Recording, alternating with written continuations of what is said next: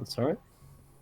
Okay, so you've just asked Granny Whittaker if they are able to help with the nightmare haunting, and she says, "Hmm, those night hags. They really had it in for you, didn't they? I am afraid I am of a different breed to them. I do not delve with dreams and physical ailments. But if you ever get a chill in your spine, I can see to that." She kind of gives you a smile, a warm smile. She says, "But to get rid of that curse, you'll need to seek out the source of it." Okay, yeah, no, that does make sense. I mean, we tried to have like a civilized chat with them, but it seems like the solution is just need to smack them around a little bit until they stop messing with our heads. Yes, yes, I think a more direct approach is needed, Chris. One that you're actually good at. You're, you don't need to figure out a loophole or anything. Just do what your gut's telling you. And she gives you another smile. But okay. After that, has everyone spent their hit dice? Tanner, still chilling on 10 HP. Yeah, sorry, I didn't realise we were taking a short rest. That's cool. No worries. And also, I'd like, whilst everyone's taking their short rest, to make a perception check as well. Better. Sorry, did you say perception or deception? Yeah, perception. That Gotcha. wouldn't make sense to do deception. But anyway. Okay. All right. Everyone is just probably busy seeing to their wounds and such. But I would say, Di, you're probably the most distracted of all. Like you said, you've been sort of crying and going over these visions, but occasionally you look over and you do notice Granny Whittaker's left hand is just ever so slightly shaking, almost like she's got a chill. But other than that, she's still got the same sort of warm smile. She has been looking at you, but she's trying to give you like this brave face by the looks. She's already said her piece when she said like she's never seen someone so fearless in a vision before. But regardless, you can still see a shakiness to one of her hands. Daya's gonna keep watching her, and she'll kind of look at her hand and then up to her face to kind of acknowledge that she sees it. But she's not going to say anything until Granny Whittaker does. And since she's already had her vision, she's already seen what she needs to do. She's actually less distracted, because before all she could think about was the possibility. And now that it's like her curiosity has been satisfied, so she's watching the others as well. Okay. And her focus is on them now. Granny Whittaker also notices you notice her, and she grabs a hold of her hand to make it stop shaking. Oddly, like she doesn't want to show that, perhaps. Okay. She looks around and tries to address the group. So, which of you brave visionaries is next?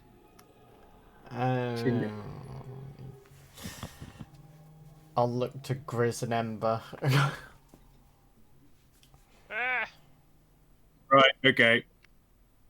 Who wants to come with me? I'll come with you. I said I would. Hang for you, Grizz. I think you should rest this one out. No, Tanner. I'll go. You're my guardian, not his. Grizz, remember, you can leave at any time. You don't have to push. Yeah, you're right. I mean, Ember needs you more than I do, Tanner. That's all right. I mean, you know me. I've got a very strong mind. I can take this. I will come along. If you insist. Do you reckon eating a berry might help? No. Definitely. Yeah, I mean, does he? Because, and then he'll sort of whisper to Hannah, I don't know, like, I think Granny Whitaker's trying to send me a message. She said, like, go with, like, what my gut tells me. And to be honest, my gut's feeling a little bit empty and I could use a berry. Yeah. I can make us some Marcus, I actual love you, food. man. You don't need to have those berries. We don't know what they're going to do to you.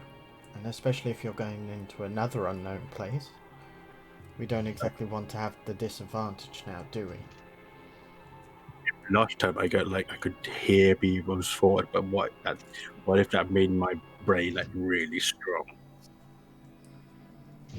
It would take a 5-headed ogre to make your brain strong, Grizz. Listen, never mind. Okay, looky Lou. I think he's looking. Oh, okay, right.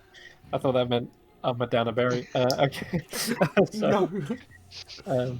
does that too? I mean, oh, all right. Anyway, so the flame is a little bit boring to you, Grizz, at first. It's just like you kind of get distracted immediately and turn to Granny Whitaker like it's not working, and she says, "Just be patient, Grizz. Stare into the fire." Looking. You must feel like you're looking for something, but you're not demanding the fire of its answers. You're trying to ask it politely. Hey? You've got to work with this magic. And then Grizz will sort of try and focus a little bit more and kind of whisper into the fire. Can you please show me who I'm supposed to be? The fire, for everyone else, it remains kind of at the same level. But for Grizz, you see it begin to envelop him.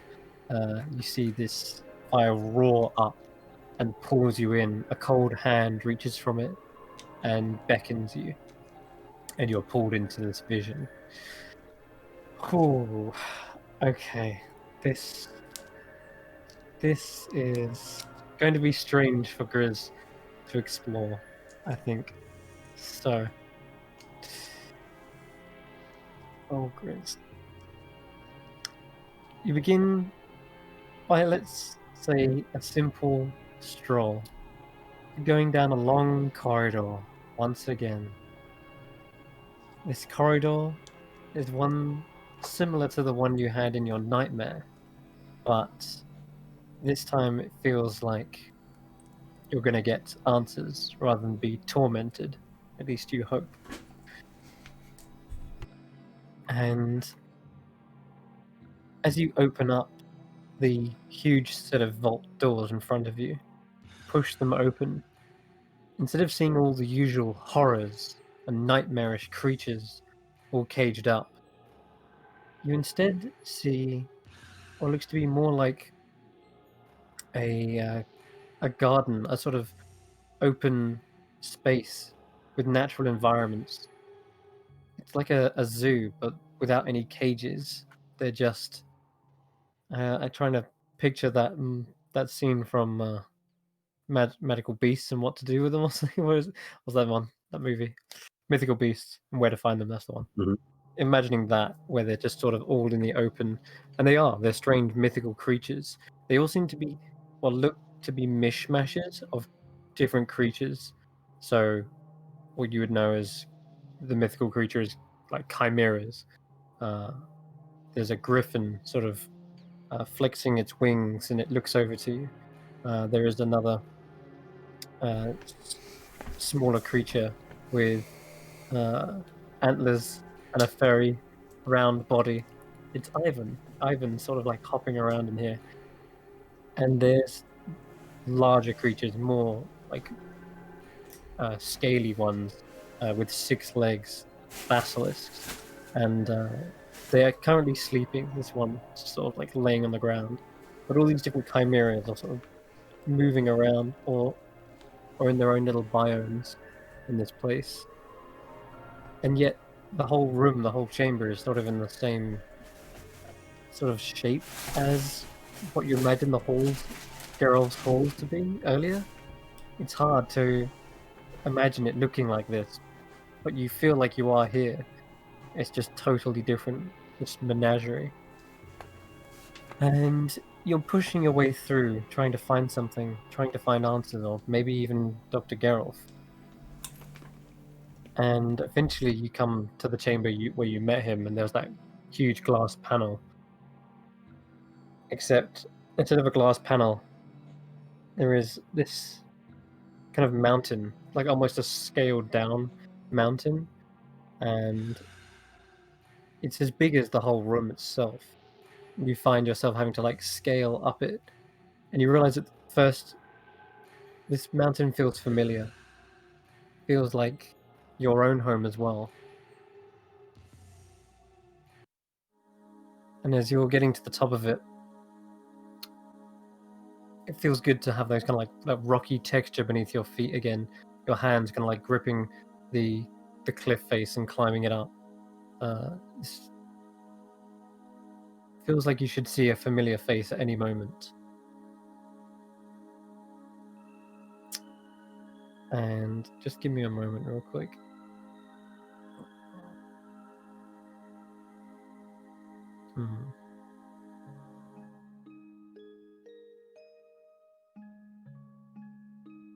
Yeah, you come to the top, but instead of seeing a familiar face, you see another animal. But this one is unlike the others. Not a chimera. It is simply just full 100% bear in its own natural habitat, sort of almost kind of resting at the top of this mountain. And it kind of brings up its head and looks at you and acknowledges your presence there. And as you approach it, you feel a strength welling up inside you. And the bear begins to kind of like rear up onto its hind legs, like lifting up its paws. And as it rises up, you can see its strength is sort of matching your own. And you're just sort of staring at this creature. It looks like it knows you.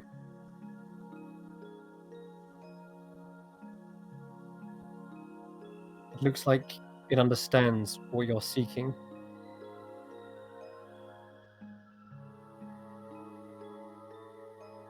What do you do in this sort of vision? I know Di didn't have much of an option, but that was purely her situation she was in. But what would you say or do in this situation?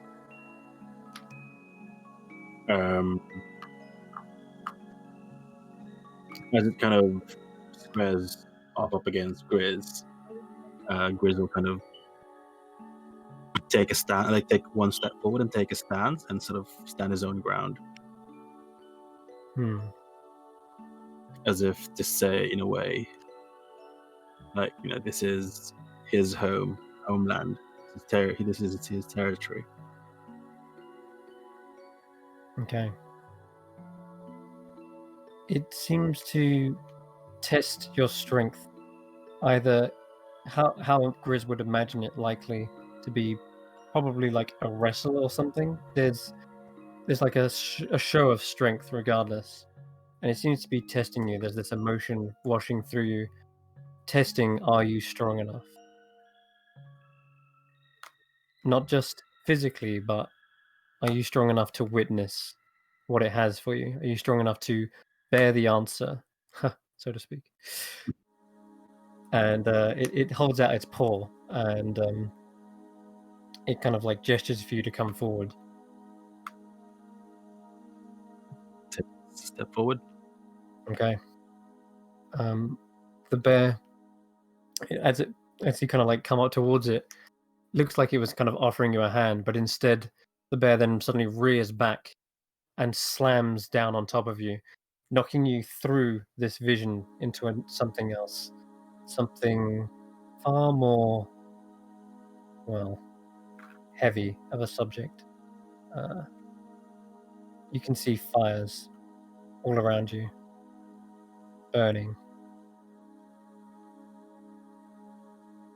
You see blood red fires.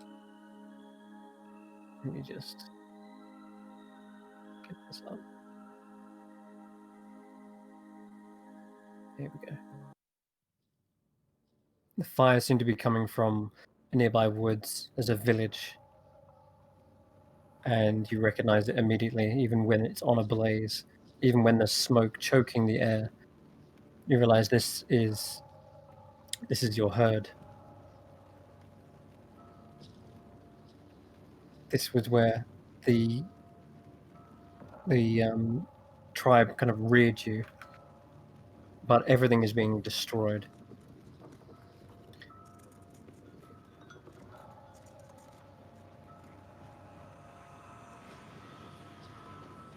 Confusion suddenly starts giving into an anger as you start to see the cause of such destruction.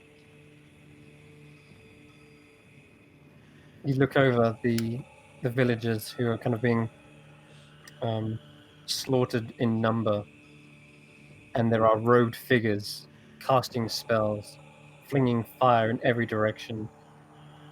This place is being assaulted by wizards or mages of some sort. What do you do? Rich and charge at the nearest robed figure casting fireball. Okay. As you bring your axe down towards it, you see your axe similarly flare up, and it sort of warps between different magic at first, kind of reacting to what's going on, but it seems to be, as you're about to strike it, it seems to warn you. Suddenly, like, there's a moment of a cold chill down your spine momentarily, and as you kind of like reflexively like turn around to sort of stop this thing from hitting you, there's a cold blast that suddenly like launches around and whirls towards you, and you're only just narrowly avoiding it just as you kind of swing down towards this road figure. As you kind of dodge, instead this road figure is like frozen solid, and your axe kind of shatters them into pieces. Whatever that road figure was, it's unrecognizable now as it's kind of fallen into chunks. But as you look around to see who just fired the spell at you, you see another road figure. This one walking towards you with confidence.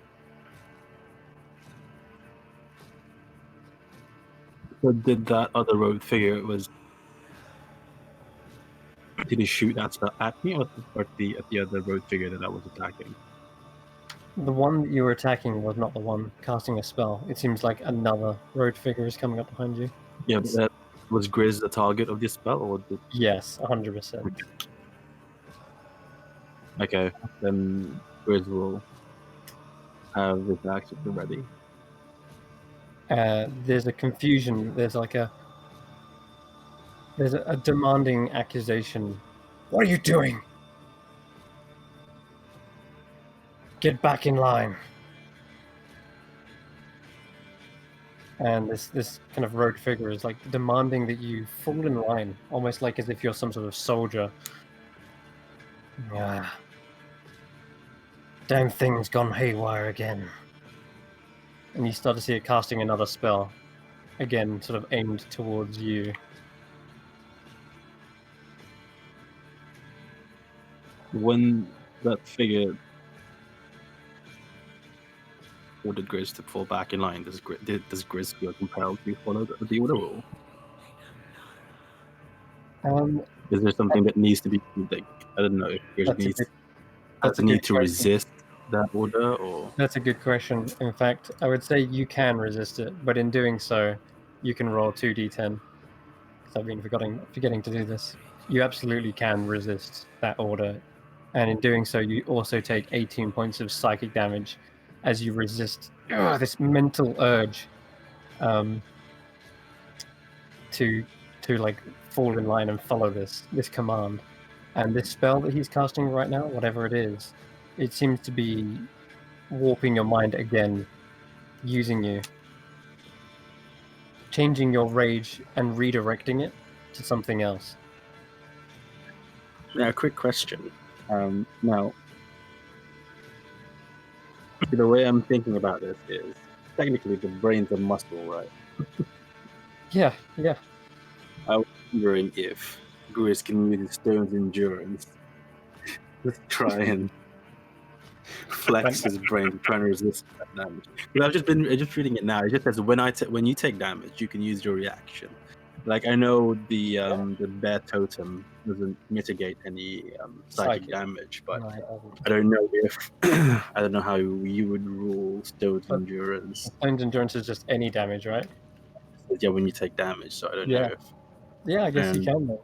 If it says Okay. any damage, then absolutely yes. okay, then Grizz will try and sort of. I suppose if you're watching Grizz or like close to the fire, you're gonna just see him like scrunch his face a little bit. A familiar expression, like he was thinking really hard. Okay. Tano, as you look over to Grizz, you don't see Grizz as a man of flesh and bone anymore. As he uses this stone's endurance, you realize his form seems to wash away, almost like as if revealing a true form, you could think. And this mage is sort of casting these strange sigils and arcane runes in the air. They look similar to what you've seen on Shale's kind of bindings and such. And you suddenly see them glow upon this stony exterior of Grizz. He looks much like Shale. He is this stony kind of construct, robotic in nature. And as these runes light up on him, you see Grizz resisting it, and the bindings just kind of nullified. They seem to dull or perhaps shatter. You're not sure. Either way, they don't have any effect on Grizz, and you start to see the panic in this road figure's face as Grizz goes into his full rage, rushing towards him, cutting them down one by one.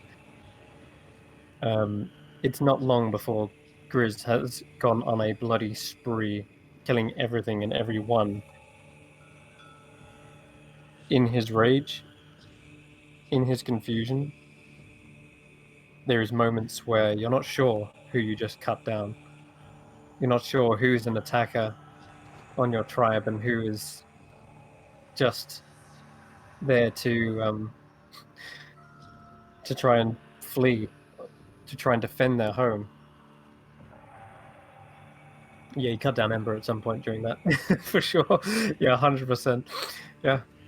No, I'm not even joking. Like, there's a moment where you think you saw Ember's face, and you just cut it down. There's a moment where you even think you see Dyer's, and that's also brought down. But as your kind of vision like flickers and warps, it's hard to tell who is who.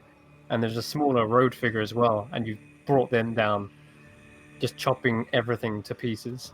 And for a moment, you swear you saw like Taro's face, but it can't be. And as you look around, you try to find your tribesmen, your fellow like comrades, the ones who reared you, the ones you were trying to defend in the first place, and there is no one left standing. You're left in a pool of blood, bodies surrounding you. It's like you truly have gone haywire. It's like you truly have just gone into a complete and utter fit of rage. And then out of the fires, you start to see something unharmed, untouched by the fire, approach you, and it is that bear once again. And it is looking at you with this grave, solemn look, like knowing what you would witness, knowing that this would be too much of a burden to carry. And for each party member, 1, 2, 3, 4, I'd like you to roll 4d10.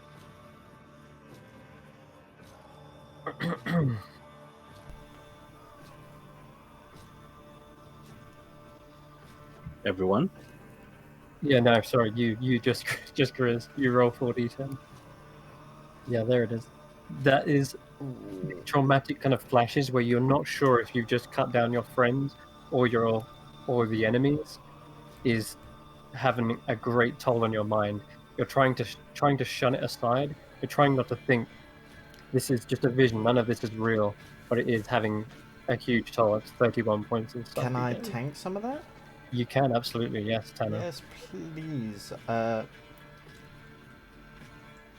you know what? I'm gonna tank 30 of it.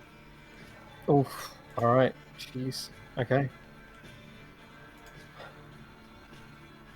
Okay. The bear approaches you, Grizz, once again, and looks at you. The rage is subsiding, and you are so almost a little bit paralyzed, not sure whether to identify the bodies to double check whether the ones you've struck down are enemies or not.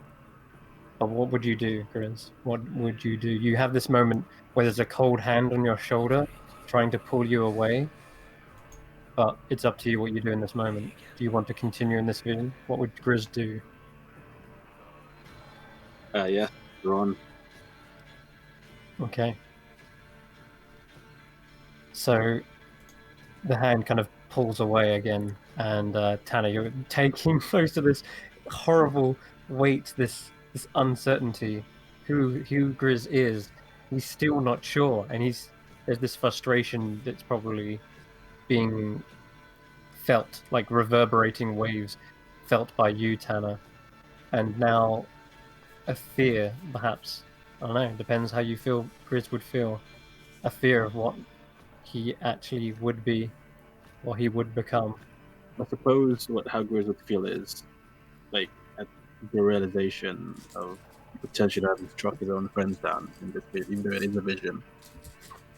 He would try and sort of refuse it as his future because obviously he knows that Right. granted with that what you see in the fight could be a potential outcome, but he would sort of, I don't know, actively in his mind seek out a more peaceful future for himself. Like I suppose with this vision, he would already have established that he sees some sort of, war machine, but having made friends with, with everyone in the party, that's not or how he was raised when he was taken in by his tribe. He would be he would try to seek out a more peaceful future for himself and others, I suppose. Okay, Grizz, as you try to, you're using all your force of mind to rebuttal this vision. You know there is a peaceful path. You can choose that path. You can pull yourself from these rails and set your own journey. There is a moment where you feel this outer body experience. You're being yanked away, almost like that the moment when the bear hit you and your vision shifted. It's like you're doing that to yourself, and it Yeah, is. hit me again. Yeah, the bear charges, and instead of slamming into you, you see its jaws rip around your neck, like tearing your throat out. And in that moment, the whole vision is also torn away. And I need you to roll 5d10, 28 points of psychic damage, and you can take any amount of that as well, Tanner, if you wish. Grizz, you take 8 points. Okay. Jeez, Tanner is really pushing hard for you to get through this, Grizz. And this time, the vision is not of blood and of death. You're seeking out a peaceful measure. And let's see. That changes things. Oh, I had it. Where was it? That's right. You feel at first you're kind of wandering like this expanse of possibilities. You're kind of floating through like a sea. You've torn yourself away from the vision, but now it's unsure where to take you. As you kind of dip in and out, like going through like a wave after wave, there's one moment where you see yourself sitting quietly in a mountainside cabin, and there's a knock at the door. And as you open it, you fall forward into again another wave, another lapse, and you open the door and realize you're back in the hut. That's that moment when you first opened the door to the first room. Yeah, you're gonna have to give me a minute because I'm not sure. Hold on, 1 second. So like, We've stumped the DM, guys. oh my, oh my. Okay. Yes, I know. Okay. It's not unusual that whilst kind of floating around through, kind of dipping in and out of these possibilities, that you see some sort of overlaps, and you're seeing two worlds, two possibilities. Except it's the same world. There's just a divide between them, a rift. And as you're kind of falling down towards it, it's almost like you're coming in from a bird's eye angle. And you're seeing your world. You can see the mountains in the distance. You can see the Gloomglen and God's Fair Forest on one side of this vision. And there's this tear down the center. Not one that seems to be like of destruction, but just oddity about it. It's almost like there's this huge hedge, like tangled roots and vines. It shouldn't be there. It's kind of like a little overgrown, you could say. And you're kind of falling down towards it, and you can see the other side of it as well.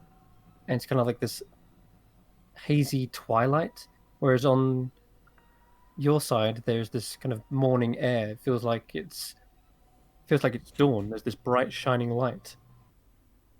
Which side do you want to try and aim for? Do you wish to go for home, or do you wish to try and land on this unknown, this other weird world it's strange. It feels like it should be there. It feels like it should be one whole piece, but this rift is kind of causing a divide. Like there is something that has overgrown and caused this divide.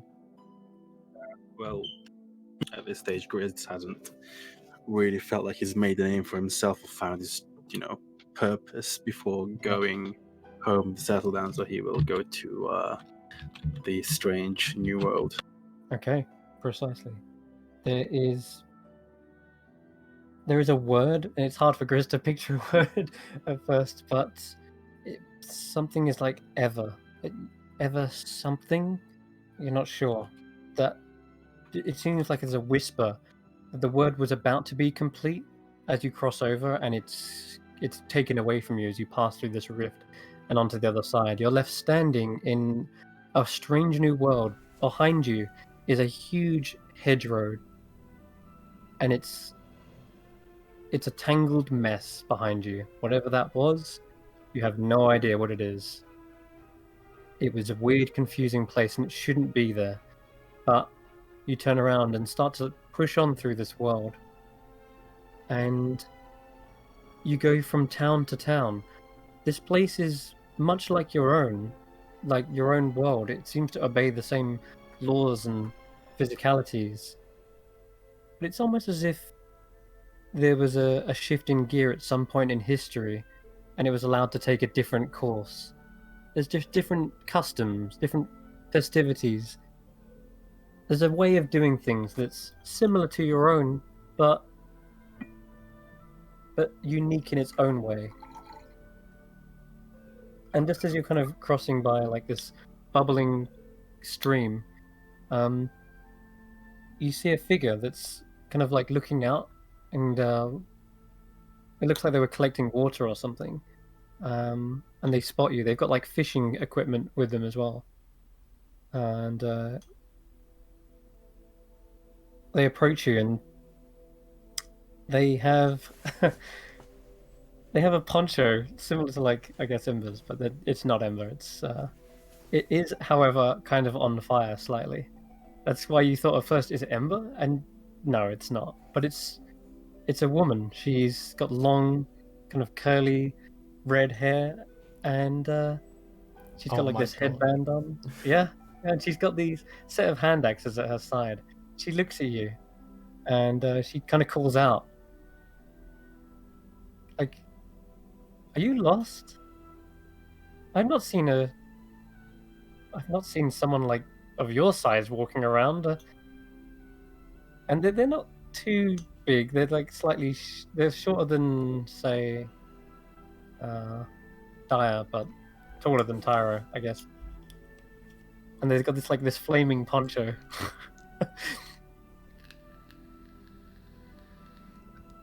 Um, hi. Hmm. Um, Hello. I, I wouldn't Hello, say, well, I wouldn't say I'm lost. I'm kind of just, you know, traveling. I'm traveling as well. And as you kind of like um observe them picking up their things from the side of the river, they pick up a pack, and it looks kind of oddly shaped and designed like a boar. You can see little tusks and a little snout. It's definitely not made of boar fur, but it's like a boar designed like it's been stitched to look like a boar effectively. And as they kind of put it on their back, um, they notice your bear skin, and you do have it with you at this point. It is the same skin and the same kind of face that you saw in the vision. That bear that kind of tore your throat out earlier is actually just sitting around your shoulders and on your head. Um, and yeah, she kind of approaches you and says, "Well, I guess I could use some company. If you're new to this land, I can show you around." Yeah, sure. It's been a while since I've had company. I mean, if you're going in that direction, I mean, so am I. All right, sure, follow me. And she turns and she kind of like smiles to herself and sort of like, "A bear and a boar get lost in the woods. It's like the start of some strange joke." And she says, "I'm Porky, by the way." Oh, I'm Grizz. Like bear. Like bear.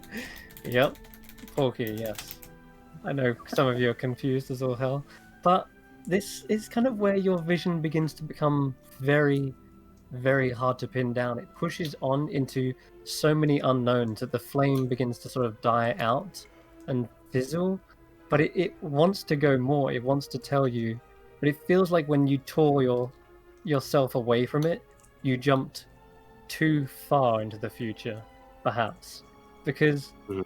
as the vision pulls away, there's almost like this rewind effect where Grizz, you see yourself like pulling back into that strange uh, rift. You see yourself pushing through the tangled mess of everything, and you're starting to see where this tangled mess came from.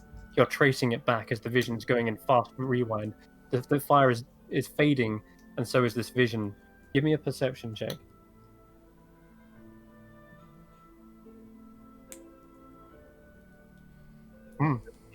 17. Okay. This trail and tangled mess seems to be almost like global. It reaches from land to land, like it's some sort of ley line, but something is warping that ley line. You've already felt that sense that it should not be there. A magic that is warping and full of life, overgrowing things. Where else have you seen things overgrowing and weird? The Gloom Glen. Your vision is rewinding at such a pace, and it's hard to make sense of it when it's going in reverse, but it is pulling back to the hut. Something here is warping the ley lines of your land, and it could be very well the cause of what turned you into this. But it is also causing a divide between worlds, between two separate material planes. And of course, I don't know whether Grizz makes sense of all this, but this is what you're seeing as well, Tanner. So you're kind of going, whoa, your world is sundered, your world is split, and it's the hut that's kind of perpetuating this and warping that ley line, such that when something tries to cross over, they instead go into a tangled mess that henge wherever it leads. And the hut reverses again. You see Grizz going through the hut, and kind of like fading and fading. There's a brief glimpse of what happens within the hut, a traumatic moment when lightning is crashing, when flesh is being peeled, bones are being snapped, and it's probably the most visceral part. Everything else is fading, but this part is still stuck there like a burning essence. And Grizz, you can try to peer into that as well in reverse, but I'm gonna say it's gonna be quite a lot of damage. If you want to try and witness this part, it's gonna be like it's not a peaceful part. so as Grizz kind of walks off into the sunset with Porky, obviously he'd be, you know, quite fond of that vision, kind of just continue his venture with a companion and kind of a much less violent future. Does it feel like for Grizz that that's all well and good, that to have that potential as a future, but kind of the vision being rewound back, does it feel for Grizz like it's not time for that future yet, that there is much unfinished business in the hut? Exactly. You went too far forward. You're trying to pull yourself to a peaceful time, and you skipped what was probably the most important part, and that is burning right here, right before your eyes. If you wish to try to delve into it, you can, or you can pull yourself from the vision. But it is lightning. You feel electricity, and that's a similar pain that you felt before, a traumatic one. Okay.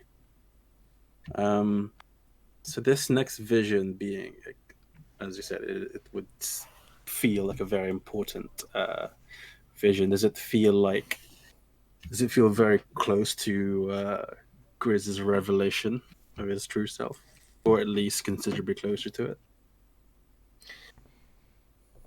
Or is it more of a bigger picture kind of thing, like that concerns the whole party and the world?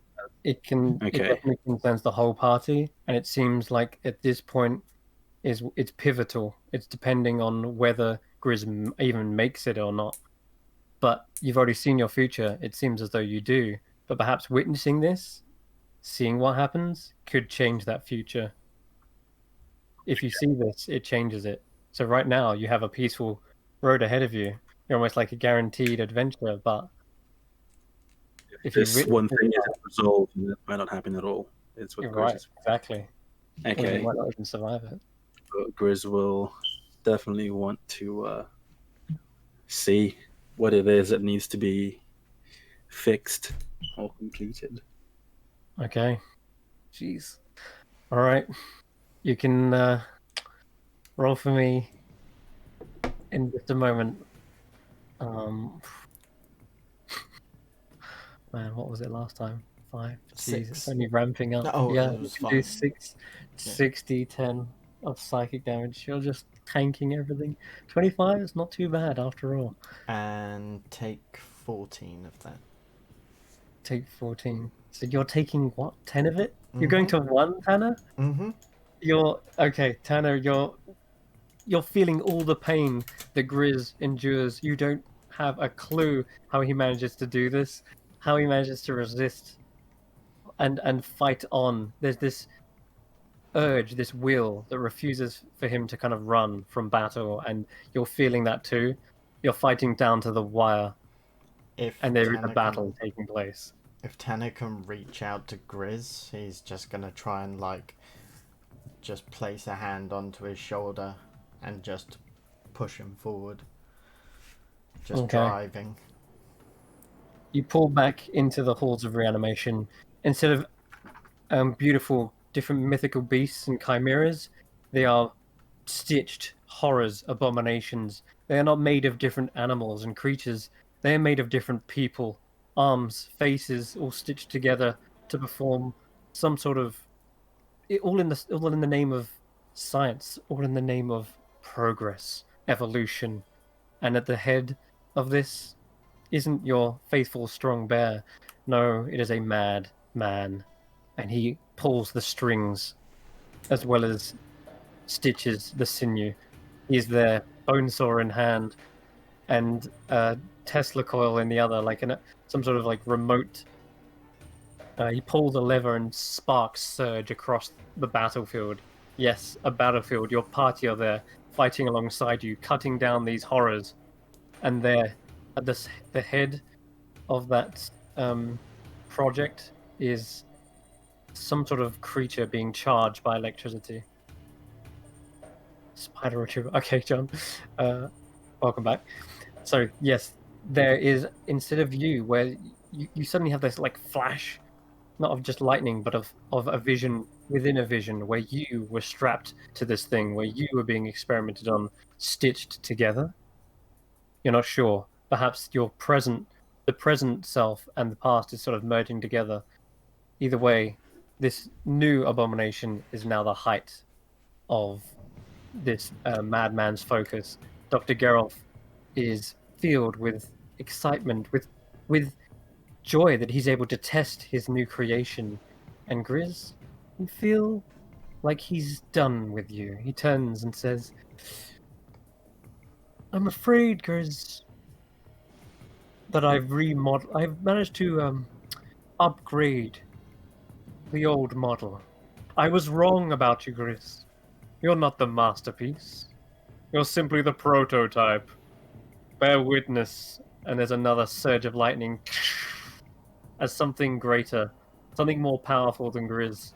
You're being tossed aside as this new creation takes the forefront. It busts free from some sort of mechanical contraption, and it is charged with Tesla coils. Its body kind of sparking together. It is human, but it is not one human. It is all kinds of humans. You can see kind of like green skin in places. There are darker patches where it could be drow. There's like one half of its face that looks familiar. It looks recognizable to you, Grizz. You can roll a perception check. I guess. Oh my god! You see your friend, one of your first friends who entered into the hut with you. Their faces stitched together in some sort of weird hybrid with Hold on. You see your friend Brego. His face has kind of been stitched together in this horror. And now he turns to you, obeying the orders of Dr. Gerolf. You can dispose of the old model, please, for me. And you see this kind of like nod of acknowledgement as Brego, this gigantic creature, like almost twice the size of Grizz, begin to like march forward, sparks of electricity emanating from his footsteps, and it grabs a hold of you, and you feel like just a toy within its grip, crushing your body. You feel bones crunch underneath its weight. Excellent. Definitely an improvement. And Tanner, you're feeling this pain as well. Your bones are being snapped. And if you want, there's one last little revelation if you want, but I'll say you can roll. It'll be 7d10 if you wish to go on with this last piece of important piece of information. I'm not sure whether Grizz would understand it. He'd more. This is more the experience of the battle. So if you want to take this, I will give you a key insight into said battle that Okay. going into would definitely help you. But Okay. there's Granny Whittaker again, a cold hand on your shoulder, trying to tell you this is a bit much. Your bones are being snapped. You're physically going to die here in the vision. It feels like anyway. So, okay. So I'm in like within this creature's grasp, right? Yes, almost helpless. Grizz will simply utter a sort of kind of whisper to himself and say, "No, this is no how it ends," and he'll kind of, sort of, not necessarily pray because his tribe's never been really religious, but he would sort of seek out to his ancestors to give him strength to try and fight this. Okay. I don't know.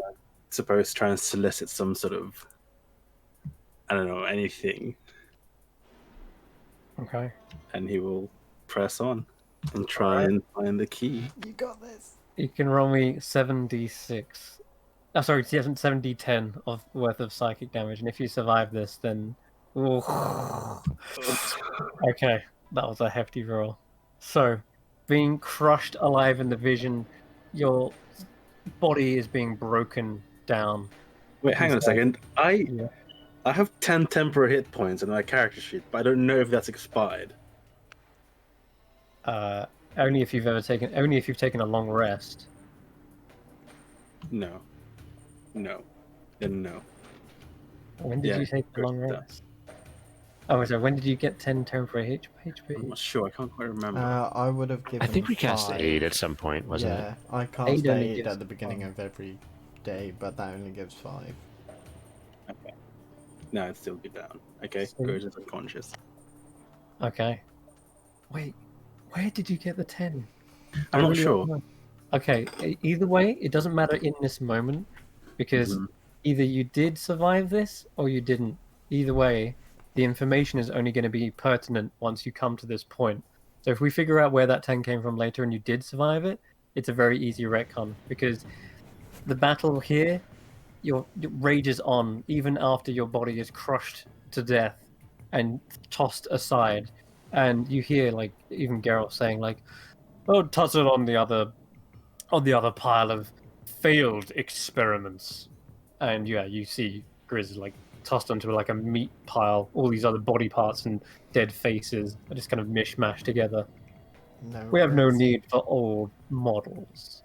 And meanwhile, your friends, your companions fight on trying to defeat this thing.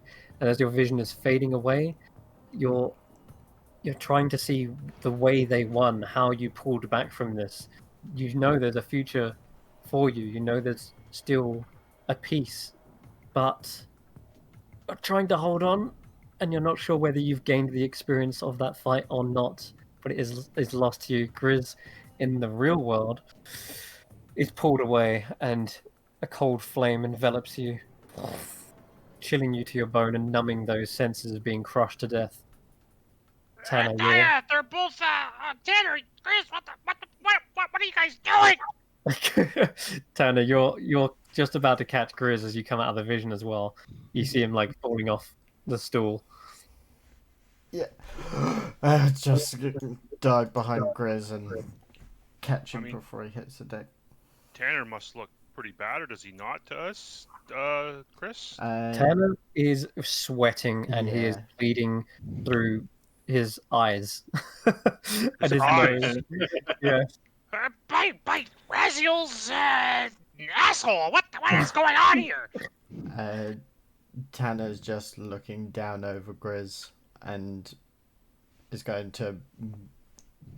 He is priority. Grizz is priority. So get back up. But he's just heavily breathing. Can I stabilize him? Yes, you can. Sweet. 20. Okay, 20. You are stable, Grizz. Your breathing normalizes. You see, it looks like his chest was all kind of like taut and knotted. And as you can like thump your fist onto his chest, you see him like gasp, like, and you see his body kind of like in a heavy sweat, and his flesh also suddenly goes back to, because it was like punching a solid rock. Then it was like you punched the bottom of this cave, and suddenly you can feel like skin and texture again. It's like he was frozen in his own stony endurance for a moment, like he'd petrified himself. But you've managed to stabilize him. Tanner gives a sigh of relief as Grizz begins to breathe again as he lays him down to his side and then props himself up against the wall. And he's just like dabbing at his eyes, just getting rid of the blood. And I look over Grizz, do I see a certain brooch just kind of hanging around on his body anyway? You do, yeah, you do. Wait, no, it's hidden, isn't it? It's hidden in his little loincloth. Mm-hmm. Okay. Yeah, So you know where to look at the very least, but you don't see it. So I kind of look down and then I kind of just my left hand just kind of touch my second dagger and thankfully it doesn't have to be this way. Look back and sit back on my stool. Mm. Rest peacefully there, Grizz. Tanner will take care of you. Fucking asshole. Wow. That's great. Fuck's sake. Your friends do not know when to stop. Yeah, they embrace the chaos as if it rules them. They don't understand the importance of law and order and structure. They're Really, like, I would. You see, by the way, at this point, everyone, without even the need for a perception check, sees that both Granny Whittaker's hands are shaking. I had no idea your futures would be this visceral. You want to see a cool future? You should see mine. You'll Is see me this not- rule kingdoms and Mm. empower the Ifriti to great heights. I feel like our futures have a lot more in store for us than we expect, Ember. Don't worry, Tanner. If you continue along the path that you've chosen, you'll be right hand to the Sultan of Gaidia, perhaps. Let's find out. Not how most visions go. I imagine the people you see here at the hut are of the extreme sorts of lives. Sometimes, yes, but it depends how deep they wish to go in their own visions. And you have been most fearless, both of you. I gotta look over at Grizz and give him a high five, long distance high five. I think he's unconscious. He's probably knocked out, but Tanner being the support just lifts up Grizz's arm and does the high five. Grizz, certainly. She turns to Grizz and says, Grizz certainly was not happy with his vision. He forcefully changed it in the moment, like he knew this wasn't real. The divination warped to his own will. It was something I've never seen. Granny, he's not even. He was built from parts. He's like a golem of flesh or something. I don't know. He's it's very interesting. Tyro's been documented. Gyronauts. He's some kind of creation. So his vision would have no. Perhaps it's a vision of all some of the parts, if you will. Perhaps his leg had one vision, and his arm had another, and his head a third. Who knows? There was a moment where he was drifting unknowingly. He's a construct. I wasn't kidding earlier. I wasn't trying to be rude. I mean, I was, but I was also speaking truth. He was close to finding something. A sort of strength, I think. But she looks around to his allies. I'm not sure. I don't think he can do this alone, you know. His journey is... It's a frustrating one. And taxing. Clearly. We'll You have his agree back. that? Sorry. We'll have his back all the way to the end. I don't think he's going to find the answer just by looking into a fire. I think he will really have to fight for it. Fight to find himself. That's all Grizz knows. Well, maybe And not. gold. Greedy Grizz. That's what I'm gonna call him from now on. Greedy Grizz.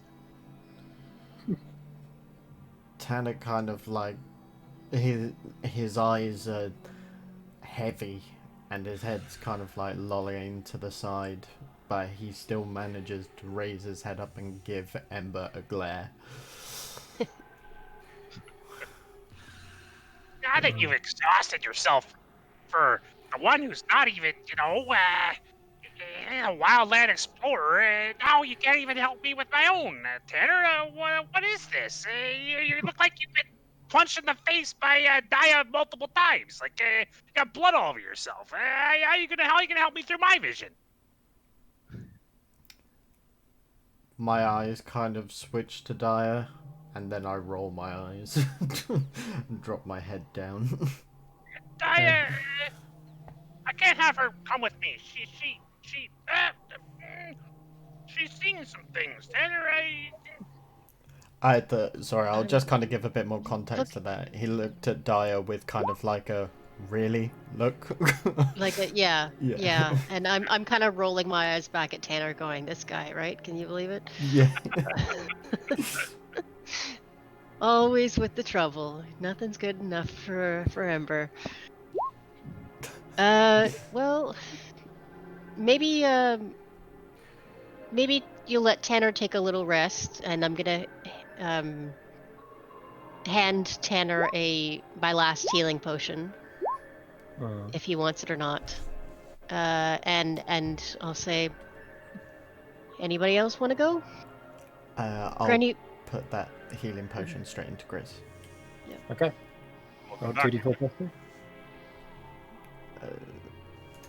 Feel free to continue on, Dyer. Granny Whitaker, are you okay to continue? Is this Oh, yeah. overwhelming? No, I... You got the shakes. You want me to warm you up a bit? I can do that for you. No, the cold is good, actually. It's just... No, it's not. It's cold here. It helps the visions.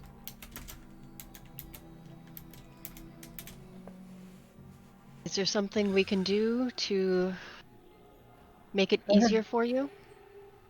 No, I'm quite alright, dear. Thank you. It's just inspiring to see such courageous activities. I guess you really are conquering your inner demons.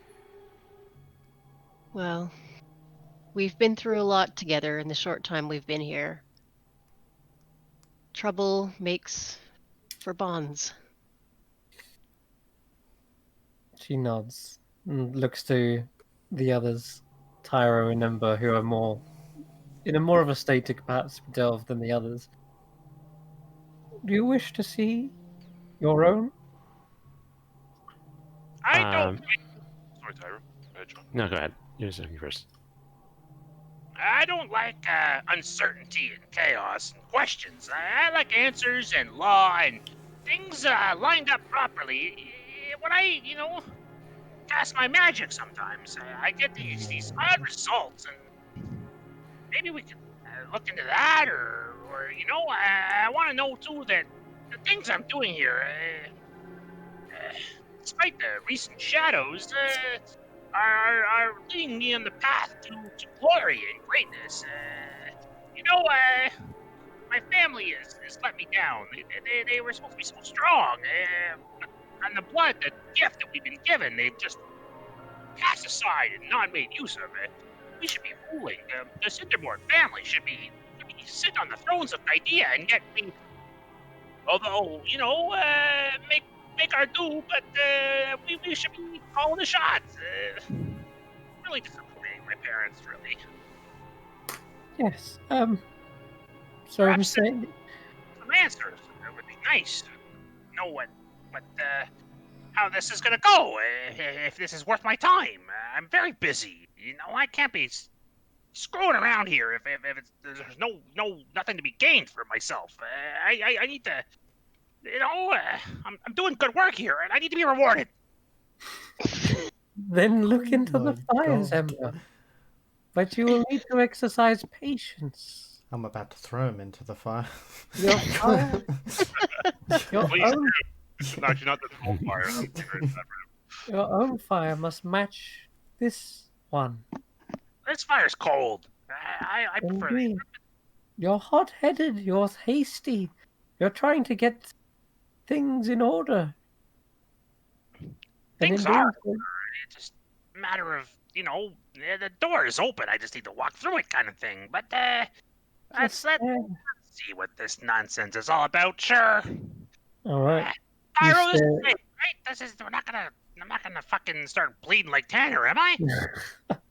No, I will be there if your vision becomes too much. You can pull out. I just fear.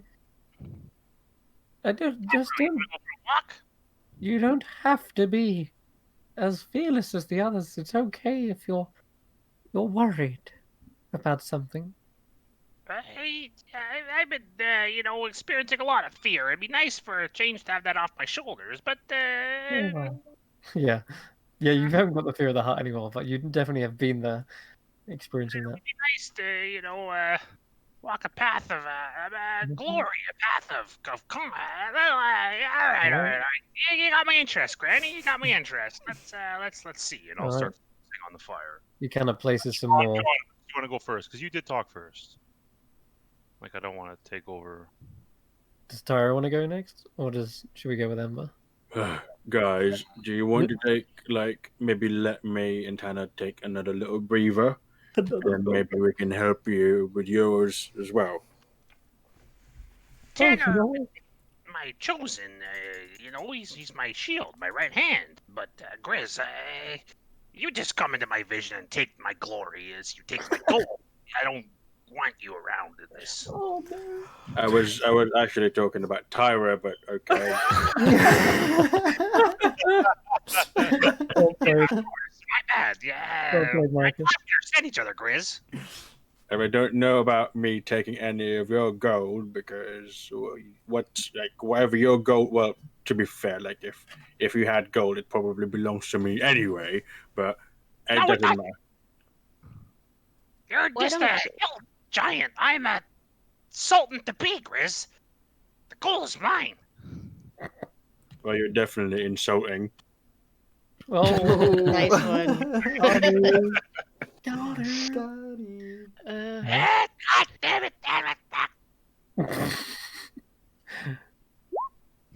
She looks to you, Tyra, Tyra.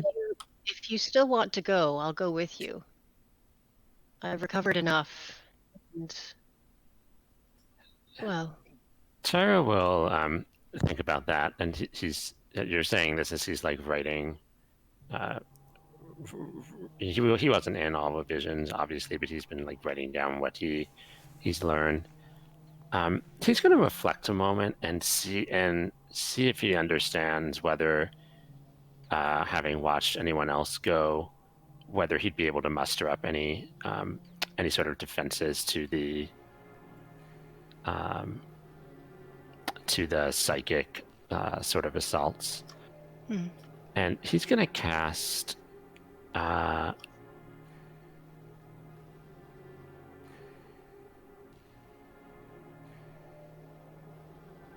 me see here. I'm not sure if this will do anything. He's going to cast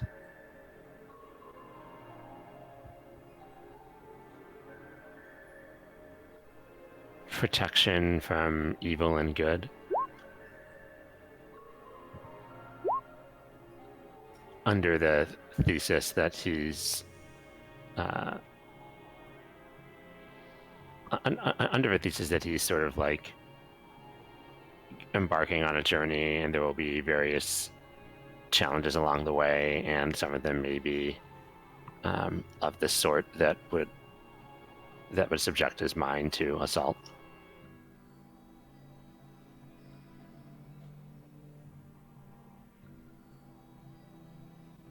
Chris, I think you're muted. Okay, yeah, sorry about that. Yeah, no, I was just listening. So that could do some work, but you absolutely believe there are spells that do protect one's mind and create like a mental fortress of such. You haven't yet reached that level, but you do know out there's the potential to sort of safeguard yourself. Perhaps it's something you'll research more into later on, but this is the best you can do at your current skill level.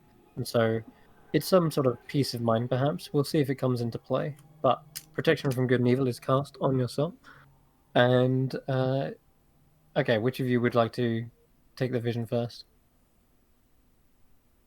John, you Thought did. Ember was. Weren't you going, Ember? I was going to, but you did speak first. So I don't want to. Oh, no. You spoke up first. I'm happy to. Okay. In fact, probably Tyro will want to gather all the data he can. So. All right. Okay, so. Alone because right Wait, now are you only going by yourself?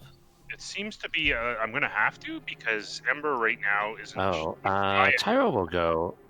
Tyro will go with you. He's not particularly hardy, but he Tyro thinks that more data will be better. Right now, having come with. So and Tanner's in shape to do so. So yeah, your company most.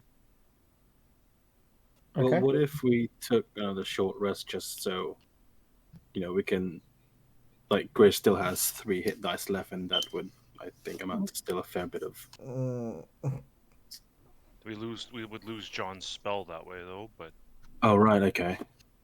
It's up to. Oh, that's not a big deal. I haven't used my arcane recovery yet today, so I can get it back.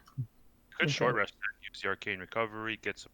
I would want Tanner or Tyro to go with me. Not me specifically, but Ember. Ember right now is scared of Daya because she saw the Shadow Slay, and scared of Grizz because Grizz steals his shit. So Yeah. Okay. So yeah, Grizz would offer as a mental fortitude to Tyro's jumping into the vision. Okay, so why don't we do this? Ember, we'll do your vision with Tyro, and then meanwhile, Grizz and Tanner, you can be taking a short rest whilst they're having their vision. But that's Okay. good. It would be better if we could have Tanner go with me simply because then Grizz can go with me. Tanner won't be fit to go. You have no hit dice. Daya can go with Tyro. So I have. Daya can go with Tyro. Daya's almost at full, so she can go with Tyro or Tanner. And then someone just needs to go with Ember. I will take Tyro with me then. If you say that'll work. that Tanner will. But I want you to have a chance to have a vision quest as well, John. I don't want left out if you get injured. Well, I mean, is this like a one-time offer from Granny Whitaker, or is she like, down here every Tuesday kind of thing? She is often down here, but there's something odd you've noticed. Her hands are sort of shaking. She's eager to press on. She still has a brave smile on her face, but you're not sure. We'll see. For you, Tara, you believe, yeah, she's down here a lot. Are you okay, Granny? Is this whole thing like taking a toll on you or something? No, not on me, no. Given that we've all seen her hand shaking at this point, can I assess her motives to see if she's like putting on a brave face, or if she's like relishing this, or if she's like actually one more of these and she'll have a heart attack? She is indeed putting on a brave face. We can roll an insight check.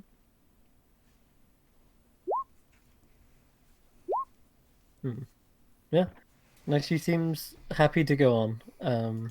And she is she is indeed putting on a brave face, but she's not like nothing has happened within the visions which have led you to believe that she's either altering it or stopping or changing anything. She is only there to observe, it seems.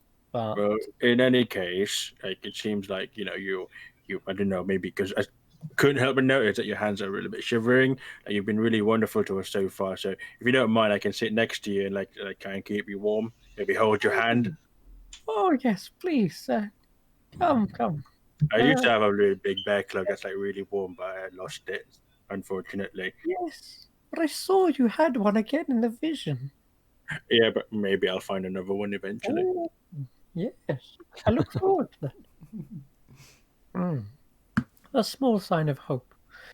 But yeah, she is still also commending you guys on your fearlessness, regardless. But As you guys begin to take your short rest, Ember has been staring into the flame for a while now, and there's a slight color alteration to Ember's own flame. It is indeed going from kind of like this bright yellow to a dimmer orange, and it kind of goes slightly to green before finally passing over and into blue. And it's strange to see Ember in this state. He is completely at peace. His eyes are shut, his body still, and the flame atop his head has changed full to match the one in the center of the fire pit. And at this point, Ember, you're pulled into a vision. Okay. Here we go.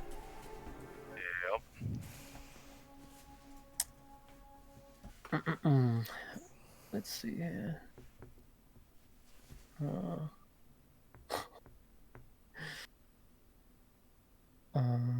Go here. Swamp vision and yeah, here we go. So, power. Power overwhelming is the first thing that you feel. Yep. It is just a burning red hot fire. Never dying, never kind of. In fact, it feels like something is bellowing it. Something is increasing this power exponentially, and it's someone is fueling you. Someone is offering you this power freely, and you are taking it readily. Something is channeling this straight into you. You feel a sense of accomplishment, like you've done your part, like you've held up your end of the bargain, and now you're being repaid. You're being acknowledged. This is the fruits of your labor, if anything. And where this power is coming from, you're not 100% sure. There's this unknown, and it's a reason. There must be a reason why the vision has decided to place you right here, like right at the moment at which you've gained the power, because it is uncertain which source you're actually getting it from. Some way, somehow, a hut has many options for you to acquire this power. You have yet to find it, but it's nice to know that there is many different avenues for you to acquire it.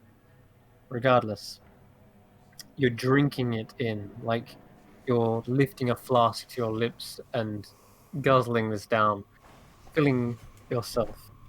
But there's a doubt in the back of your mind. Something about this magic of yours. It's erratic. It's chaotic. It doesn't behave when you want it to behave. You want order, and yet there's still this rebellious spark within the magic. And it's almost when you're downing this flask, when you kind of choke suddenly, like it's almost like it goes into your lungs instead, and it's you can like pull it away from you, like it's not behaving like you want it to, and you can roll the first d10 of psychic damage. Tara's going to do the same thing with as he was doing with Daya, just taking half of this. Okay, so I think Ember just I'll just take one. yeah, one. So it's only a minor inconvenience. Like you've literally just sort of like it's gone down the wrong hole a bit. You pull it away from your lips. Ah, a minor inconvenience, but nonetheless, you've had your fill, and you're ready to finally utilize this power in the ways you seeked. The vision sort of skips ahead. There's a sense of you leaving the hut and embarking on your grand return to civilization. And sure enough, there's a motion of triumphant victory as you're returning back to your to Gadia. There's a warm baking sun on your skin. Feels good. It feels finally like the right temperature, like the environment has matched you. Yes. And there is a almost like a montage, I would say, of you climbing through power, demonstrating your skills, your prowess, your intelligence, and you're climbing the ranks one by one. You see, like sometimes a metaphorical, like literally climbing up a ladder. Sometimes you're seen stepping up the side of a ziggurat, and when you kind of reach the top, there's this gusty wind billowing through, but one that's kind of refreshing, one that feels like freedom. And the air fuels your fire. As fire feeds on oxygen, it is literally just this kind of roaring brazier atop a like a palace. And the sun is reflecting off these kind of like golden domes. Like you've reached the pinnacle. And at some point along the line, it feels like you've gained a rank of some sort. Sultan? No, not quite. General, perhaps? You kind of look down and you see this like coat of medals across your poncho. Maybe you've doffed the poncho, yeah. Maybe you've forgotten who gave you this. Or maybe Tanner is right here. Let's see. No, this is your demon that you're trying to conquer. So Tanner is Tanner's like that crutch for Amber. He is, yeah. But he's It's a not here. safety blanket of sorts. But he's not here for some reason. And you're normally wearing a poncho, and you look down to expect to see Tanner's poncho there, but it's like you've forgotten where you placed it. And with it, it feels like you've forgotten who Tanner is almost. Like they were some acquaintance some long time ago. And you've got enough power that you're able to sort of stand on your own 2 feet. You don't need a crutch now. That'd be sign of weakness. So instead, you press on, ever confident, ever more arrogant in your pursuit of power. And as you've now kind of come to a position of a general, you seek to put your skills to the test. War. The next few time lapses of your vision skips ahead to bloody battles. You're having to. Oh, who we? Someone dropping in and out. Surge. I think it was surging. Yeah. All right, no worries. So these bloody battles take over the next decade or so, and during which you've actually had to slay many of your own people who you saw as either too weak or insubordinate. Some have started to question your power. Some have started to see you as a tyrant. There are even incursions against you, assassination attempts. One such assassination brings you within inches of your life. And you felt like if you'd had a faithful bodyguard at your side, this could have all been avoided. But as you kind of lay almost in a pool of your own blood, I'd like you to roll another 2d10.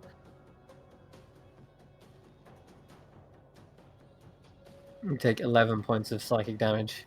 I'm going to continue to take half Okay. of that. Okay, so Tara take 5, Ember take 6.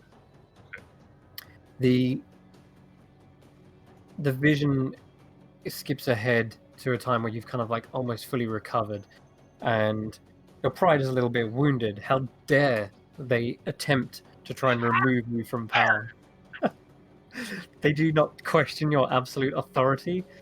You start invoking new rules, stricter policies, and curfews, and eventually the people grow to hate you. And The yet, trade of this land will not be disturbed by these usurpers. exactly, you go on a bloody kind of spree trying to hunt down these ones responsible. Many plea for their lives, claiming that they had nothing to do with it.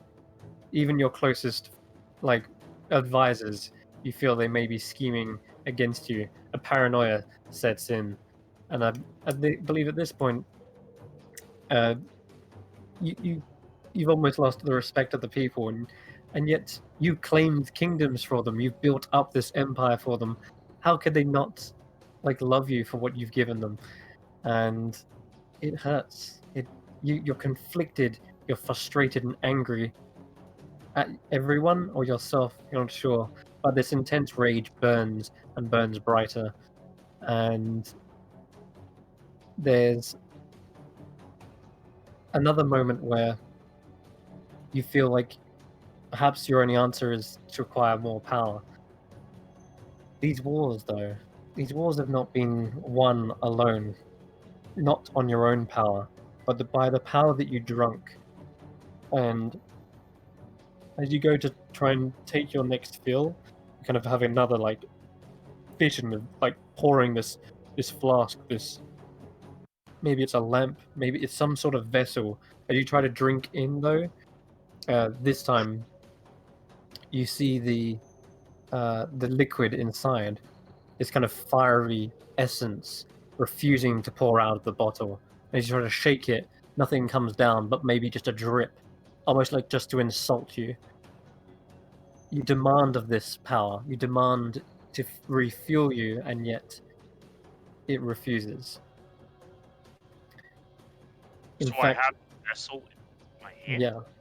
yeah, you're trying to pull, you're like lifting it up, and gravity is not obeying. It's like the essence isn't pouring into your mouth, just a Wow. drip falls in, just to sort of throw away, like almost like tossing pennies to the poor.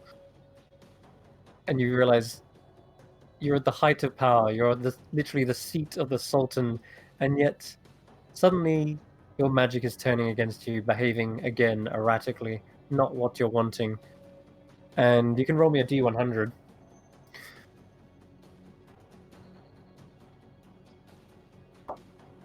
Oh no. A That 1. one. Oh god. Okay. You can roll again. Oh, this is gonna get mad. A 2. Okay. I don't think I've ever seen that happen.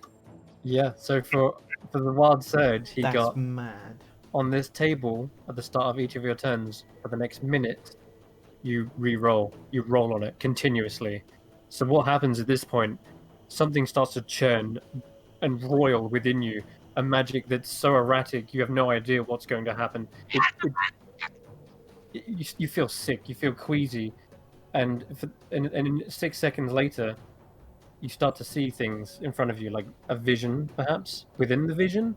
No, this is a surge. This is something you've had before, perhaps. For the next minute, you can see any invisible creatures, if you have line of sight of it, and absolutely you do. You see something within the vessel. That's not just essence. That's not just raw power. That's an entity in there, and its face is staring directly at you, full of malice and contempt. It wants to be free. It's fed up of being used by you. In fact, at this Serve point, me, you pretty bastards! Serve you. I've served you long enough. I've won these wars for you. We will rule this kingdom together! Stop being... Can't you see in the future that I could provide for you? That's about You all should- that Ember can really muster. You should know as well as anyone. There can only be one seated at the head of power. and you suddenly see a hand reach out, which wasn't there before. It's manifesting, or perhaps it's because you can now see it for the first time. It reaches down and into your throat and begins pulling back what you drank all that time ago in the hut. You can roll me 3d10 and another 1d100. Oh dear, you take 11? Oh wait, It's same Oh, thing yeah. as before, so I will take another 5. so 6 to you, Ember. This power is... It's like it's being regurgitated, and you're feeling the physical strain, as well as it's actually draining you, like, of power, of essence. It feels like your flame is about to die out and sputter. And as it does, 29, Yeah. I You gotta try to get away from this creature. there and see what's going on. You try to teleport away. You teleport 60 feet to an unoccupied space, and you drop the vessel onto the floor, but that long kind of tether is still attached to your throat, still drawing out your power, and instead it's now having to crawl out from beneath it. So it claws its way out of the vessel, coming into full height, and it's now like a tug of war. You can see this creature is made of fire, like yourself, but an intense scarlet red. It has this face that looks kind of demonic at first, but it doesn't seem to share like the same exact properties as what you'd expect, like of a devil. Instead, it's like a muscular, bare-chested creature with these kind of, what are they called? They're like metallic braces on its hands. There's just something about it that's so much more like elemental than it is demonic. Its skin is kind of like cracked, and you can see like fissures of lava running through it, and its eyes and mouth are just aglow, and tiny wisps and trail of flame flare away from it, and its hands are aglow like they've just been dipped into a forge, and they are grasping a hold of this tether, and you can see the tether is actually the bottom half of this creature. Like its legs have just turned into fiery essence, and you're the one that it's attached to, and it's pulling it out of your throat. And it comes towards you, pulling harder and harder. Uh, at this point, you can roll another D100 because it's just for the next minute. You continuously roll 96. And all creatures gain vulnerability to piercing damage. So as you Sure. try to, you suddenly call. At this point, the guards rush in, bursting through your palace door. They see what this creature is doing to you. They charge it forward, trying to defend you. They stab spears into the creature, and they do nothing. Defend the Sultan! Kill the beast! And you see soldiers just charging in, throwing spears, slicing with their own weapons, and it does nothing to this energy, this essence. And you just see a laughter. Your powers betray you, Ember Cinderborn. You were never in control to begin with. This is my bloodline. What do you mean? Your wish has already been fulfilled. I was born. I was born to rule. I was born in this bloodline. This is my destiny. And rule you did. And My that destiny has been fulfilled. Your laws. I've visited your plane. I've met you in the lands of brass. Why do you now change course? Why do you want to change what we can do? That's probably about as much as Ember. Yeah, as he's saying this, he's also choking up, and you can roll 4d10. You do remember, don't you? Another 11. So you can take half. That's how I will take 5 again. It says, Your wish has already been granted. You never really exquisitely said what would happen after you reached your height of power. You never mentioned that you wanted to stay there. Just that you would rule, and rule you have for a time. But that time is up, and your wish has all but burnt out. At this point, I'm not wanting to hear all is come asunder. oh, sorry, let me just pause the music. Say that again. I would say that kind of judging by how this is going and seeing that all he's working for might be betrayed, he'd be too weak-willed and to Deflated. accept the truth, Okay. and would not want to imagine a situation where he was not granted what he feels he's entitled to, and he would kind of, this is bullshit, and pull Yeah. himself from the vision. Okay. Kind As of you do, scoffing at the Afridi and laughing in his face and saying, this is nonsense. I was born for this. and I will place my hand on my right shoulder and embrace Granny Whitaker's hand and allow myself to be pulled from the vision. okay. There Un- is Accept the potential truth. there is something that happens as you're pulling yourself forcefully out. Um, you can roll me a perception check as you're being pulled away because there's a slight sense of sleep paralyzing. Like, what's it called? Paralysis. Yeah, it's sleep paralysis. Yeah. So just roll me a quick perception check. It's not going to be good, 17. but Really something good. pretty good No, at that it. is good. So as you're pulling yourself out, you feel a little bit stuck at first. It feels like your throat, your flame has kind of all just gone cold, and you need something to spark it, something to ignite it again. And you're there, just you can feel yourself stuck there. You're like trapped in your own body almost, sitting at the stool, looking into the cold blue flame.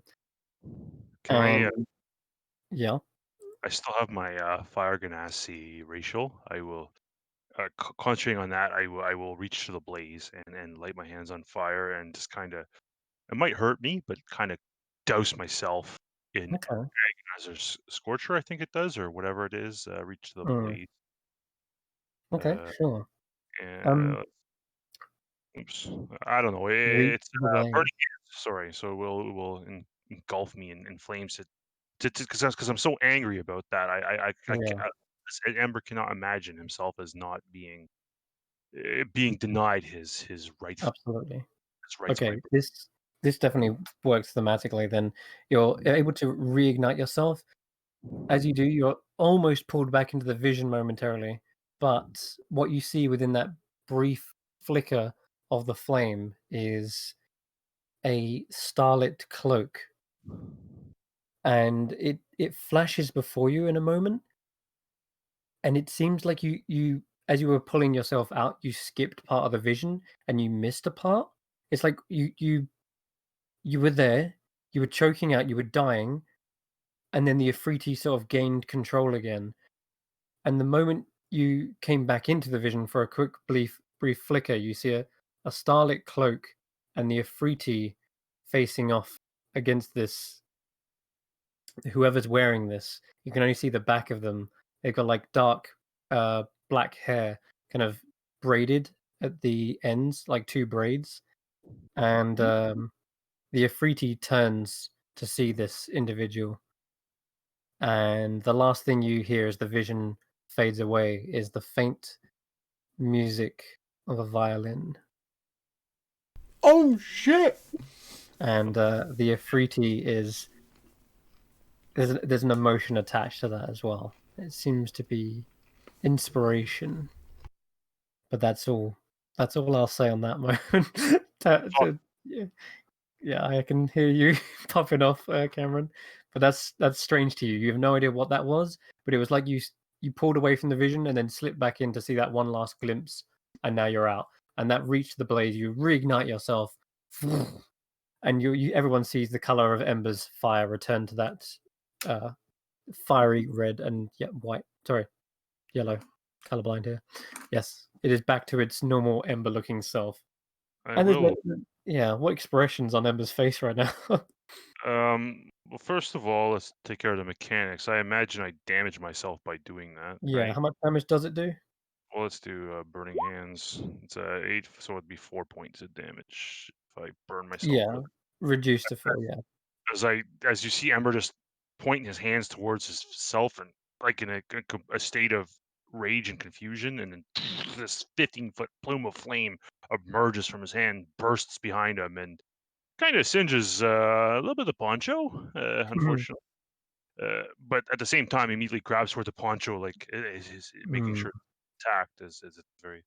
We'll do a -4, okay. and then you guys, I guess, would see in his eyes. Well, he's still kind of delirious and confused as with the past events that happened about 2 hours ago, but at the same time, frustration. I turn to Granny Whitaker.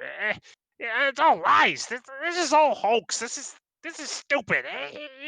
Why do you make us do this? These are untruths. I'm destined to be If great. you're I'm destined to. This isn't fair, Granny. What is this? if you're dissatisfied with what you saw, Ember, then change it.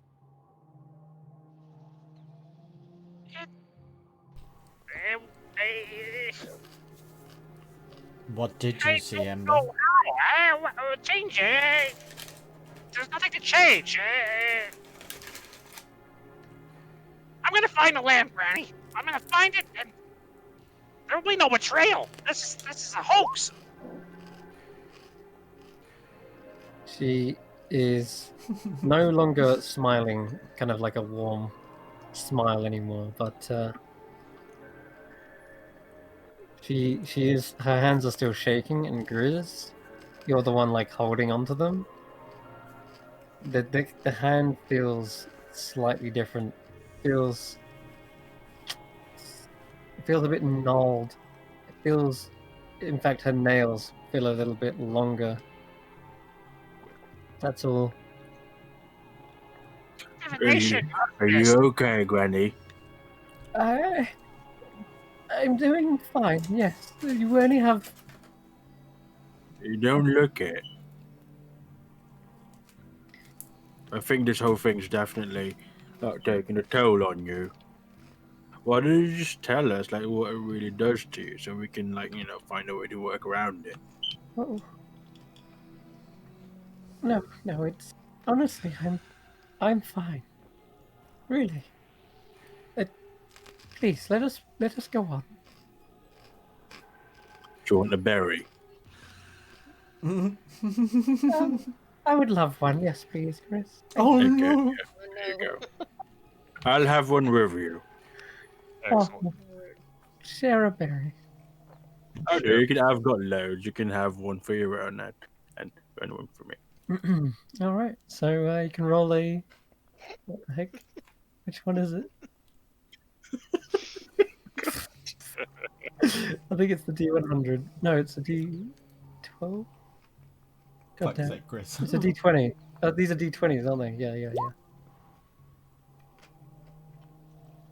Oh, are they D100s?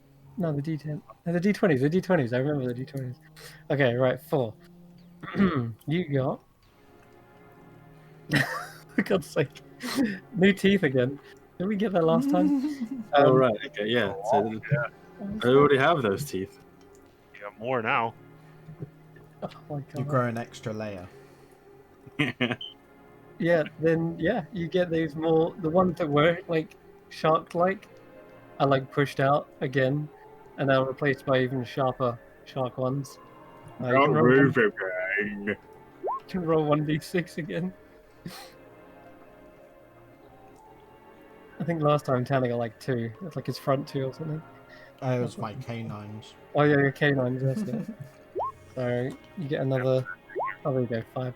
You get another 5 new set of shark teeth. And as for her, 19. She got. Cast fireball centered on self. That's what I was hoping for, to be honest. In that, I was hoping for something like that. I swear Like I've got the wrong one open, haven't I? Because this is the one for the wine. It's been a while since I I've thought it was opened. D100, Chris. You remember it being a D100? I do, but I probably You're probably right. Let me just find it then. Hold on. Yeah, I think you're right. One sec. 5E. Ember just sits down in a kind of sullen, frustrated, pouty manner and plumps his ass on the stool and stares at Tyro as kind of like a thanks, but no thanks sort of way. Yeah, Tyro nods. I mean, I think he's taking all of these things as like, this is all, he's going to turn and look at Ember and pat him on the shoulder and say, these are all just interesting data points. There's, Granny Whitaker herself said it. It doesn't mean that this is the future. It is just one of many possible futures, and more information can never be bad. John, one thing you probably would notice with the vision is specific to the lamp. You would notice that Ember would be very much affixed on it, and you would notice that you would seem to have a affiliation with it. Like it would be like something that of a great interest. I found it. All right, I found it. You broke up a little bit for me, Derek, but I think you were saying that he has an affiliation with the lamp. You would see him as having a great affection towards it and affiliation with it. Yeah, you'd see it as something of great importance to him. You'd see him look at it as something of extreme value to be protected above all else.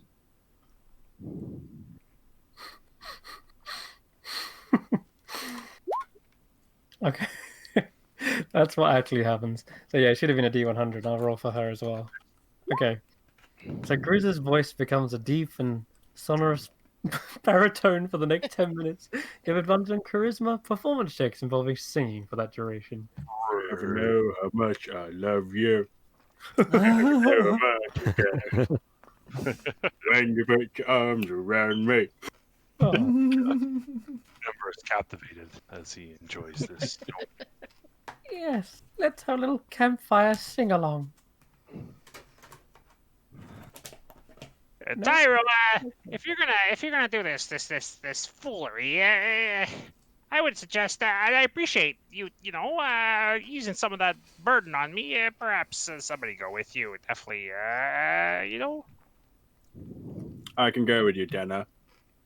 I've gotten like that little breather that definitely helped. Tanner's still kind of like curled up. Yeah, he still looks pretty beaten from that.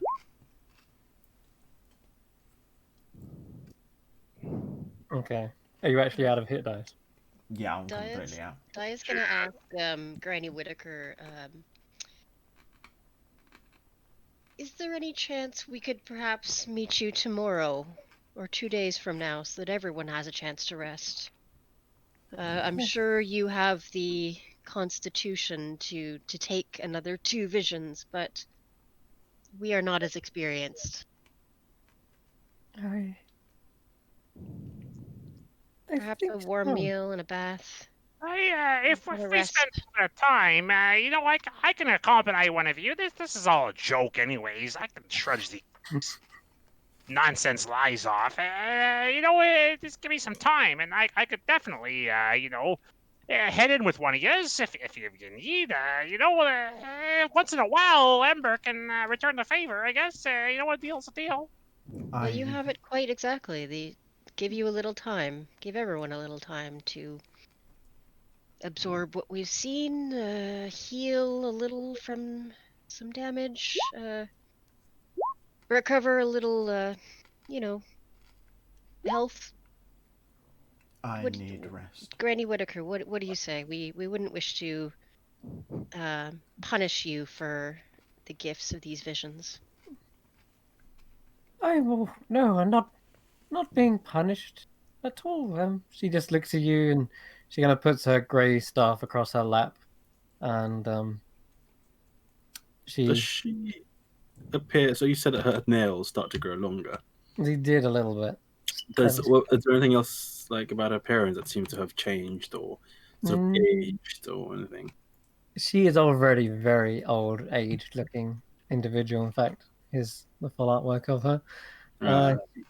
She definitely looks very old, and I wouldn't say she looks any different aside from her hands kind of shaking, and she's like pulled her staff kind of closely to her lap, but as Griz's been holding her hands this entire time, is there, I don't know, is there something that Grizz might understand? Like, would this be beyond his sort of knowledge or experience to merit a roll or a check, or no? Is it beyond him? You can roll an insight check.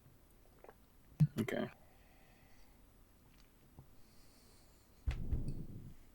Yeah, nah. She's definitely putting up on a brave face, and that's all you can really tell. As for like age, yeah, it's hard to tell just how old she really is. She could be 80, she could be 100 something, you're not sure. But maybe she's even older than that, considering the weird things in the hut. Your mind begins to swim with ideas, and you kind of get lost in them. Yeah. You're not really sure. She says, I think you should still be able to do a vision, but you don't have to push yourselves. You can go as far as what you wish, don't forget. Push yourself anyways. You're just pushing yourself through lies and deceit. Yes, Ember decided to pull out because he had seen enough, I suppose. Is that right? Deceit, untruth. Oh. You know, you don't want to. It's insulting. I don't feel as if I'm in the current state to push. You want to do this theater? I'll go in there with you. I'll take all the bullshit. I'll be your shield for once. If you want, just let me catch my breath, and I got no problem with that. All right. So you're saying, Ember, you want to take a short rest? I mean, I still got some. I don't know. Yeah. I don't screw with Cam's vision quest. I'm very interested in what. I'm also curious as to what Tennant's got. However, I want to dig. I'm very much able to accompany somebody and take 44 points worth of damage. Like I've still got 4 hit dice to spend. I've still got. I've got the +3 con, so I mean, Ember's pretty healthy. Yeah. Yeah, We're not- I'm okay too, but Yeah, we're not necessarily pressed for time, or are we we're not like under the impression that this is like there's a time limit to this, you know? It's hard. Granny, well, Right. that's For granted, why what if we're we can doing, if we can decide to come by later, and that Yeah, I mean we don't makes all sense. have to go at once, especially with Granny Whitaker looking Alright. frail. Yeah, sure. Okay I then. don't know if she's looking frail. She might be like reaching to something like this. This might be like a transition for her. Like she might be. This might be the opposite of what we think. How do you mean? Like, Like think she's this drawing is- power from it. yeah, Like she's she's not getting feeding weaker, off she's it. getting That's what I stronger. think is happening. I think she's getting stronger. I think she's growing into something by these visions. But do we Like want to the- feed that? I don't know about that. Yeah, I don't know about that. None of you felt like that in the vision. felt like But- what? Sorry. Sorry, felt like you was being. What was the word you said, Ember? Growing into something. I'm not sure what. Well, yeah. See, my impression is that it's possible. Like, obviously, she's sort of dubbed as the Oracle, and I don't know if there's some. The thing is, like, Grizz wouldn't think this, but I'm just thinking out of character. Like, Yeah. what if she's sort of drawing? Like, I don't know, if she's drawing power. You know, if she's so keen on sort of, you know, quote unquote, helping people, you know, see through these visions. But what if by participating in this divination magic, it actually makes her stronger, which is why she's so keen. But Exactly what I think, Marcus. I think she wants this to happen. I think she's ascending to something. I think she's trying to grow into something. I don't. I think she's gaining strength. I mean, depending on who's going next, Tyro wanted to ask if she understood her influence. She described herself as sort of like a signpost on a road, but she's not. An evil signpost. like, what if her hands are shaking, not just because she's becoming even more frail, but what if she's actually like thrilled, like, give me more?